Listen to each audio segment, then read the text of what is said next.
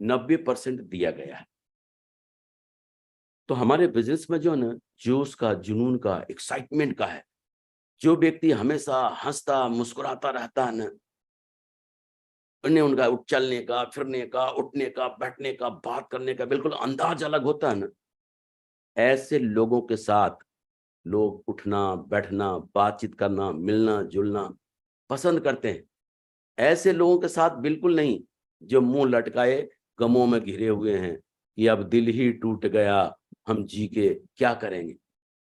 कहते हैं ना, जले हुए दीप ही दूसरे दीप को जला सकती है, बुझे हुए दीप क्या खाक जलाएगी। जो एक्साइटेड व्यक्ति होता है ना, वही दूसरे को एक्साइटेड कर सकता है। जो एकदम ढीला ढाला व्यक्ति हो ना, ऐसे लोगों के साथ लोग उठना, बैठना, चलना, फिरना कोई पसंद नहीं करते। तो हमेशा इस बिजनेस में हमें एक्साइटेड रहना है एकदम। जैसे कि एक युवा, लड़का, युवा या युवती, लड़का या लड़की, जिनकी रजामंदी से और उनके परिवार की रजामंदी से अगर उनकी शादी की दिन तारीख तय कर दिया जाए पसंद के, तो आप बताएं वो लड़का या लड़की खुश रहता है शादी तक, या तकलीफ में रहता, दुखी रहता है? स्वाभाविक सी बात है, खुश रहता है। क्यों? क्यों खुश रहता है? कि जीवन में ढेर सारे परिवर्तन होने वाले हैं, जीवन में ढेर सारा नया कुछ मिलने वाला है। ये सोच सोच कर वो खुश रहता है, एक्साइटेड रहता है। कब तक? जब तक उसकी शादी नहीं हो जाए। ठीक उसी तरीके से आप ये मान लें, ये जो डायमंड शिप की जो दुल्हनिया या दूल्हा है ना, इनसे आपकी शादी तय हुई है, और हमें जो है ना, वहां तक खुश रहना है जो डेट हमको दिया गया है, 4 साल। 4 साल तक हमको खुश रहना है। दिया तो 4 साल गया है, लेकिन आप 3 साल में भी इसको पूरा कर सकते हैं, 2 साल में भी इसको पूरा कर सकते हैं, 1 साल में भी इसको पूरा कर सकते हैं, 5 साल में भी पूरा कर सकते हैं, 6 साल में भी पूरा कर सकते हैं, 7 साल में भी पूरा कर सकते हैं। ये आपके ऊपर डिपेंड है। तो एक्साइटेड कौन रहेगा? जिसको यकीन है वही एक्साइटेड रहेगा। लेकिन जिसको यकीन ही नहीं है, जिसको लग रहा है पता नहीं मेरी शादी होगी कि नहीं, वो भला एक्साइटेड रह सकता है? जो ये सोच कर बैठा है, बार बार ये सोच रहा है पता नहीं मैं डायमंड बनूंगा कि नहीं, वो एक्साइटेड रहेगा क्या? बिल्कुल नहीं रहेगा। एक्साइटेड वही रहेगा जिसको अंदर से यकीन है कि सचमुच में इन तारीख में या इतने समय में मेरे साथ ये सब कुछ होने वाला है ना? तो ये बिजनेस हमेशा एक्साइटेड रहने का है। और जैसे देखें, अभी मान लिया हमारे पास डायमंड जैसी वो सारी बातें नहीं है, लेकिन हमको रियल एक्ट करना है।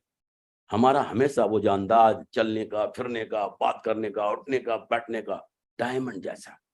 जैसे देखें, सदी के महानायक माननीय श्रीमान अमिताभ बच्चन जी को आप देखें, ग्लिसरीन लगा के आंसू निकालते हैं, और ऐसा रियल एक्ट करते हैं ना कि सामने वाले का असली आंसू निकाल लेते हैं। तो हमें भी, डायमंड तो अभी है नहीं, लेकिन डायमंड का अंदाज अपने अंदर हमेशा वही होना चाहिए। और लेकिन ये नेचुरल ऐसा ऐसा आर्टिफिशियल ऐसा होना चाहिए कि नेचुरल को भी फेल कर दे। और ऐसा करते करते देखना, एक दिन कब वो ये आर्टिफिशियल नेचुरल में बदल जाएगा, पता भी नहीं चलेगा। और 8% टेक्निक जो हम बात करेंगे, 2% फाइन ट्यूनिंग यानी आपसी तालमेल, ये 2% जो है ना, ये कमाल का है। अगर सब कुछ हो लेकिन अगर 2% आपसी तालमेल नहीं हो ना, परिवार के बीच, दोस्तों के बीच, रिश्तेदारों के बीच, मोहल्ले पड़ोस के बीच, समाज के बीच, और इस बिजनेस में अपने अपलाइन और ग्रो लाइन के बीच, हमें अपने अपलाइन और ग्रो लाइन के बीच में ऐसा वाला रिश्ता होना चाहिए ना कि एक दिन फोन नहीं आए, एक दिन मिले नहीं तो बेचैनी होनी चाहिए। यानी वो इस तरह का रिश्ता होना चाहिए था। अंडरस्टैंडिंग गजब का, कमाल का, एक दूसरे के बगैर एकदम लगे कि जीना मुश्किल है, जीना बेकार है, ऐसा महसूस हो। जैसे देखें, बहुत सारे ऐसे घर होते हैं ना, उस परिवार में हमेशा लड़ाई झगड़े कलेश, उस घर के ज्यादातर लोग टेंशन में रोज जीते हैं और वही घर उनको नर्क जैसा लगता है। लेकिन एक घर ऐसा भी होता है जहां पति पत्नी बच्चे परिवार के और भी लोग बड़े ही प्यार से मिलजुल कर रहते हैं, एकदम खुशियों के साथ जीवन को एंजॉय करते हैं, एक दूसरे का दुख सुख में साथ होते हैं और उनको अपने परिवार और घर छोड़कर इधर उधर कहीं जाने का मन ही नहीं करता और वो घर उनको स्वर्ग जैसा लगता है। कभी जानते हैं, नर्क जैसा जिनको लगता है ना, अगर उनको अपने ऑफिस के काम से अगर एक सप्ताह के लिए कहीं बाहर जाना हो, हमारे बिजनेस में लेडीज जेंट्स दोनों काम करते हैं, तो ये बात दोनों पे लागू होता है। कहीं भी 7 दिन के लिए अगर ऑफिस से बाहर जाना हो ना, तो जो नर्क वाले हैं ना, खुश हो जाते हैं। और क्योंकि अब ये 7 दिन, कम से कम 1 सप्ताह के लिए इस नर्क से छुट्टी मिली और वो जो 50 किलो का बैग है ना, उनको 5 किलो का महसूस होता है और घर से खुशी खुशी बाहर निकल जाते हैं। लेकिन वही जिनके घर स्वर्ग जैसा लगता है ना, अगर इनको भी 7 दिन के लिए अगर कहीं ऑफिस के काम से बाहर जाना हो ना,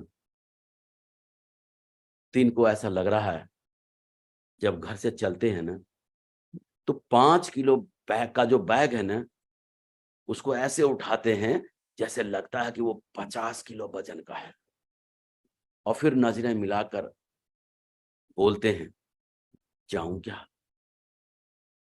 और मरे मरे से कदम आगे बढ़ाते हैं और गली के नुक्कड़ पे मुड़कर फिर देखते हैं और नजरों ही नजरों में बात होती है, जाऊं क्या? उनको ऐसे लगता है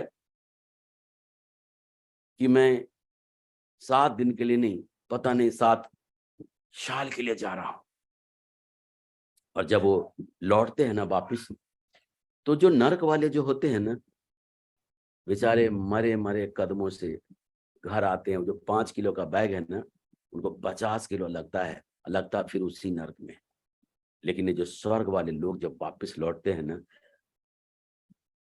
तो वो ऐसे लौटते हैं, गोली के माफिक कहीं नहीं रुकते हैं। 50 किलो का बैग उनको 5 किलो का लगता है। और जानते हैं, पुरुष उनको 7 दिन रह के आए हैं बाहर से, लेकिन 7 दिन नहीं लगता है। वो ऐसे एक दूसरे से मिलते हैं ना, जैसे लगता है 7 जन्म से बिछड़े हुए हैं। हमारा भी रिश्ता जो है ना, अपने अपलाइन और ग्रो लाइन के साथ एकदम मर मिटने वाला होना चाहिए। हम बने, तुम बने, एक दूसरे के लिए भी। अगर 1-2 दिन नहीं मिले तो बेचैनी अंदर होनी चाहिए। फोन नहीं लगे, घर जाके देखना चाहिए। घर में ताला लगा हुआ मिले, पता करना है, मतलब वो बेचैनी होनी चाहिए। और अगर ऐसा रिश्ता आपके अपलाइन और ग्रो लाइन के साथ बन गया, तो समझ लें जीवन लाजवाब हो जाएगा।